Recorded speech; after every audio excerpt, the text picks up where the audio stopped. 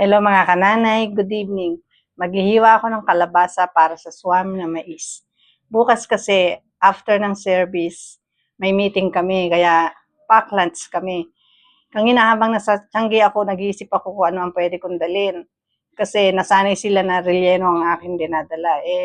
Kadadala ko lang naman noong December 28, baka magsawa naman sila. Kaya kanina habang nag-iikot ako sa Tiangge, natanaw ko ang mais. At nagkaroon ako ng idea na magsuswam na mais na lang ako. At itong kalabasa, hihiwain ko na ngayong gabi. Kasi baka bukas gahulin ako sa oras.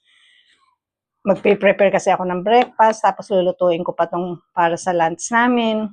Kasi 9, kailangan nasa church na kami. Pagdating ng lunch, iinitin na lang namin ito sa church. Kasi may kitchen naman kami doon. Kaya bukas, asahan na. Swam na mais ang aming ulam.